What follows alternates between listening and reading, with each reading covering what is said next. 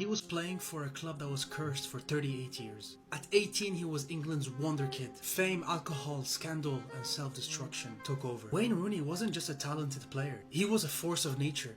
As a kid, he tore youth leagues. He scored over 114 goals in 29 games. At 15 years old, he scored 8 goals in a single game. At 16, he was already facing Arsenal's unbeaten squad. In the 90th minute, he pulled off the impossible. A 25-yard screamer. The stadium erupted. Arsenal's unbeaten streak was over. The world had a new star. Arsène Wenger called him the greatest England talent he has ever seen. Thierry Henry didn't even know that he had just lost against a 16-year-old.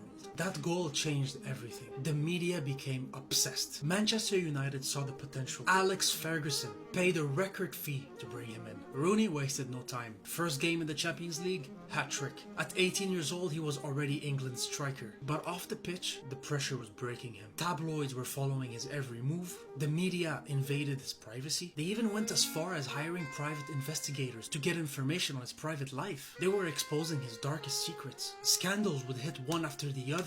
Allegations of cheating, nights out with celebrities, wild drunken brawls. The press called him reckless, and Rooney coped the only way he knew, by drinking a lot. He still performed on the pitch, scoring goals, winning titles with Manchester United, but his demons never left him. In 2009, that Manchester United were letting go of their best players. Cristiano Ronaldo would go to Real Madrid, Carlos Tevez would go to Manchester City. Rooney was the last star in United. But instead of the media praising him for staying, they would be fixated on his weight. Well, he responded by just proving them wrong. 34 goals. PFA Player of the Year. He was United's savior. The year after that, Rooney asked Manchester United, sign more players or I'm out. Manchester United decided to sign nobody that year. Wayne Rooney shocked the world and requested his transfer to Manchester City. Ferguson was furious. The fans were heartbroken. Days later, Ferguson was able to convince Rooney to stay, but the trust was broken with the fans. Injuries piled up. Alcohol became a bigger part of his life. But this time he wasn't the same youngster, he was old.